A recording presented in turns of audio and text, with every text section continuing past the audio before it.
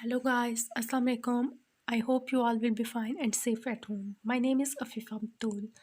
अभी तक जिसने मेरा चैनल सब्सक्राइब नहीं किया सबसे पहले मेरा चैनल सब्सक्राइब कर लें, बेल आइकन के बटन को दबा लें। ठीक है, आज का हमारा टॉपिक है फिजियोलॉजी। ठीक है, सबसे पहले हम लोगों ने फिजियोलॉजी को डिफ़ाइन करना है। बेसिकली ये मेरी बुक का नेम है और चैप्टर नंबर हम लोग 2 को डिस्कस करने लगे हैं, जिसका नेम है the cell and its function.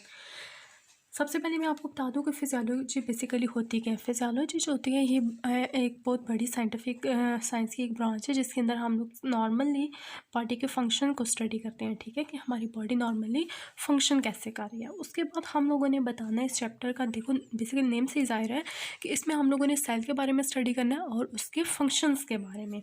ठीक है, तो हम लोगों ने बताना है कि सेल होता क्या है। सेल हमारे पास फंक्शनल यूनिट ऑफ लाइफ होता है, ये तो आप सबको पता होगा। अब हम लोगों ने सबसे फर्स्ट वाला हमारे पास टॉपिक है ऑर्गेनाइजेशन ऑफ सेल, कि बेसिकली सेल की ऑर्गेनाइजेशन कैसे होती है, सेल बनता कैसे है, कौन कौन से कंपोनेंट होते हैं जो सेल को बनाते हैं।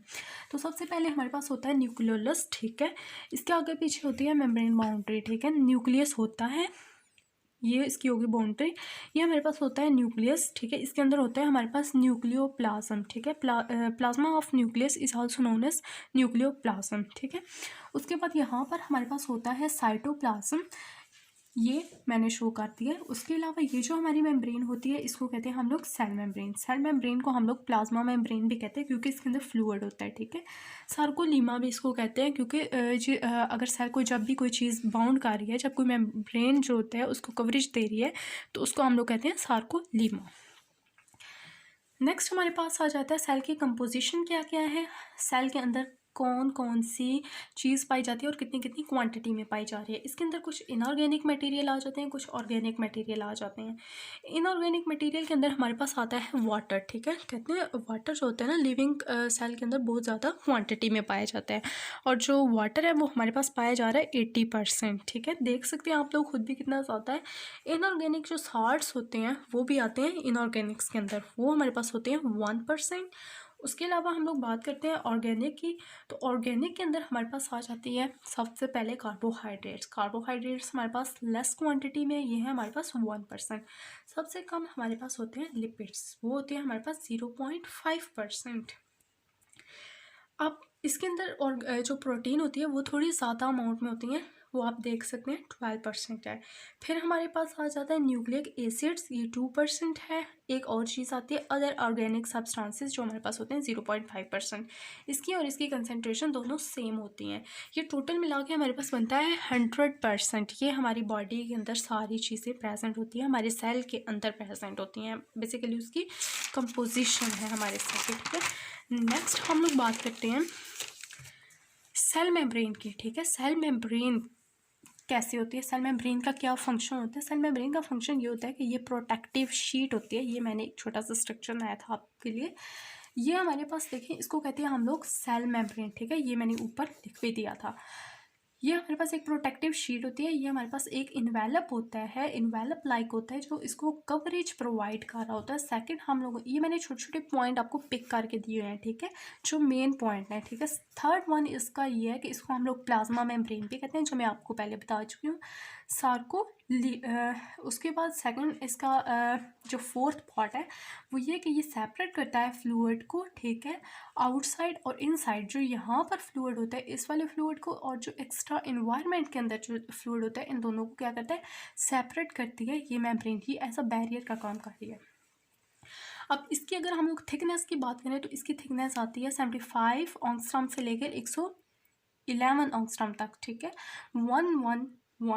111 ऑंगस्ट्रॉम तक आती है। ठीक है, ये इसकी होती है थिकनेस। ठीक है, उसके बाद हम लोग बात करते हैं कि मेम्ब्रेन के अंदर कौन कौन से कंपोनेंट्स आ जाते हैं। ठीक है, मेम्ब्रेन के अंदर 3 कंपोनेंट्स होते हैं जो सेल मेम्ब्रेन होती है। फर्स्ट इसका होता है प्रोटीन। ठीक है, जो हमारे पास बहुत ज़्यादा मैक्सिमम क्वांटिटी में पाई जाती है, ये हमारे पास होती है 55%। ये आपको खुद भी पता है। ठीक है, सबसे ज़्यादा चीज़ प्रोटीन ही पाई जाती है हमारी बॉडी के अंदर। नेक्स्ट हमारे पास पाया जाता है लिपिड्स। ठीक है, जो हमारे पास मैक्सिमल क्वांटिटी में होती है, मतलब मैक्सिमम से थोड़ी कम होती है। ठीक है, वो होती है हमारे पास लिपिड्स, वो होते हैं 40%। थर्ड वन इस आ जाते हैं कार्बोहाइड्रेट्स, जो हमारे पास होते हैं 5%। ठीक है, ये बहुत ही कम होते हैं और सबसे लेस क्वांटिटी में होते हैं, मिनिमम। ठीक है, नेक्स्ट हमारे पास आ जाता है लिपिड्स। लिपिड्स का क्या काम होता है सेल मेम्ब्रेन के ऊपर, ठीक है। सेल मेम्ब्रेन एक क्या काम करती है, लिपिड बाई लेयर का काम करती है। मैंने एक पिक्चर बनाई थी, वो मैं आपको दिखा देती हूँ।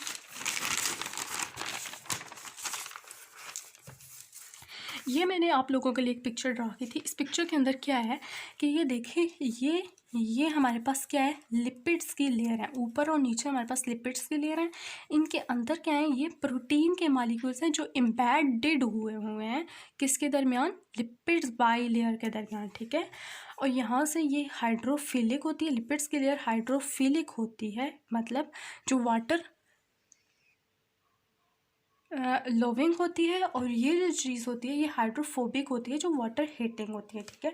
उसके अलावा यहाँ पर क्या कहते हैं कि वो कहते हैं कि ये जो लिपिड्स के मॉलिक्यूल्स होते हैं इनके अंदर कुछ हमारे पास कोलेस्ट्रॉल होते हैं, ठीक है। ये कोलेस्ट्रॉल आपको नज़र आ रहे हैं, बेंजीन की शक्ल में है, यहाँ पर भी मैंने लगा दी हैं। अब प्रोटीन के ऊपर कुछ कार्बोहाइड्रेट्स भी पाए जाते हैं, ठीक है। अब इसका फंक्शन बेसिकली क्या होता है, हम लिपिड्स की बात करते हैं। ये जो लिपिड्स की लेयर है इसको फास्फोलिपिड्स भी कहते हैं। अब इसका काम ये होता है कि ये एक बैरियर के तौर पर काम कर रही होती है, ठीक है। इसमें क्या करना होता है कि वाटर और जो वाटर सोल्यूबल सब्सटेंसेस होते हैं उनके लिए ये बैरियर का काम करता है, उनको ये प्रिवेंट करती है, ये यहाँ से पास नहीं होने दे रहे वाटर के मॉलिक्यूल्स को, ठीक है। वाटर का मॉलिक्यूल्स आया, डाइवर्ज हो गया, कार्बन डाइऑक्साइड आया, डाइवर्ज हो गया। इन चीज़ों को आयंस ये सेमी परमिएबल मेम्ब्रेन इसको इसीलिए कहते हैं कि कुछ चीज़ों को ये पास होने दे रही है और कुछ चीज़ों को ये पास नहीं होने दे रही, ठीक है। और ये पास किन किन चीज़ों को होने दे रही है, फैट सोल्यूबल सब्सटेंसेस को, ठीक है, जो फैटी होते हैं। उसके अलावा वो बता रहे हैं कि हेलो इथेन होता है जिनको ये पास होने देती है, जिसके अंदर ऑक्सीजन हमारे पास आ जाती है और नाइट्रोजन आ जाती है। फास्फोलिपिड्स मॉलिक्यूल्स को ये ऑर्गेनाइज करती हैं, मतलब ये वाले जो मॉलिक्यूल्स हैं इनको ये ऑर्गेनाइज कर रही होती है। ये मैंने कुछ की पॉइंट्स लिए हुए हैं। अब नेक्स्ट है हमारे पास प्रोटीन्स की बात करें तो प्रोटीन जो होते हैं आप लोगों को पता है हमारी बॉडी के लिए बहुत ज़्यादा ज़रूरी जो होता है रोल किरदार अदा कर रही होती है प्रोटीन हमारी बॉडी के अंदर। और प्रोटीन की अगर बात करें तो प्रोटीन जो होती है ये स्पेसिफिसिटी एक खसूसियत प्रोवाइड कर रही होती है हमारी मेम्ब्रेन को, ठीक है, कि वो अपना मेम्ब्रेन का जो स्ट्रक्चर है उसको मेंटेन रखें। नेक्स्ट हमारे पास होता है मोड ऑफ एसोसिएशन, ठीक है। मतलब ये उसको उसके साथ एक एसोसिएशन प्रोवाइड कर रही होती है मेम्ब्रेन के साथ, कि उसके साथ मिलकर ये प्रोटीन जो होती है उस मेम्ब्रेन में अपना फंक्शन परफॉर्म करवाए। उसके अलावा ये इसका इंटीग्रल कुछ पार्ट होता है। इंटीग्रल मतलब उसके लाजमी जूस जो होते हैं, ठीक है, वो इसके अंदर होते हैं। मेम्ब्रेन के अंदर कुछ चैनल्स होते हैं, कुछ पोर्स होते हैं, कुछ कैरियर्स होते हैं और कुछ एंजाइम्स होते हैं।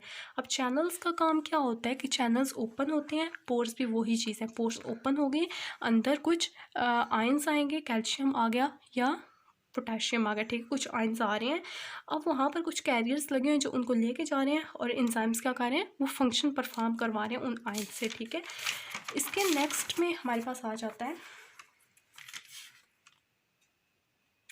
नेक्स्ट हमारे पास आ जाता है पेरिफेरल, ठीक है। पेरिफेरल का में ये होता है कि इसके अंदर कुछ एंजाइम्स होते हैं और इंट्रा सेलुलर सिग्नल्स मीडिएटर्स होते हैं। इनका काम ये होता है, सिग्नल्स मीडिएटर ये सिग्नल पहुंचाते हैं केमिकली कि वो केमिकल्स क्या हो, पास हो बड़ी आराम से, ठीक है।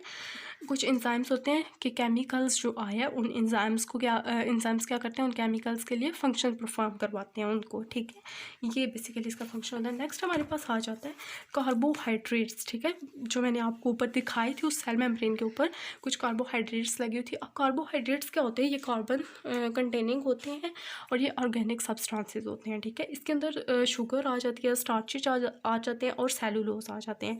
इसका काम क्या होता है कि ये इसके अंदर कुछ तीन उन्होंने पॉइंट्स दिए हैं कि इसके पास ग्लाइकोलिपिड्स होते हैं, मतलब ये लिपिड्स कंटेनिंग होते हैं कि और जो ग्लाइकोलिपिड्स होते हैं ये बेसिकली 10 से 20% होते हैं अप्रॉक्सीमेटली, लेकिन बताया हम लोगों को 10% ही जाता है, ठीक है, आप लोगों ने 10 नहीं करना है।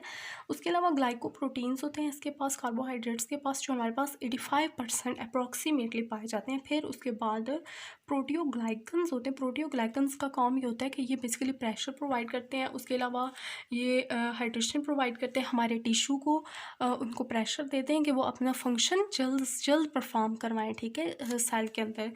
तो हम लोग आज का अपना टॉपिक यहाँ तक क्लियर करते हैं। कैसी लगी गाइस आपको मेरी वीडियो? अच्छी लगी तो सब्सक्राइब ज़रूर करें, और अगर कोई क्वेश्चन है तो वो मुझे कमेंट्स बॉक्स में ज़रूर करें, मैं इंशाल्लाह आपको ज़रूर उसका आंसर दूँगी। ओके गाइस, अल्लाह हाफ़िज़। लाइक करें और शेयर करें, और अपनी दुआओं में याद रखें मुझे। Thank you.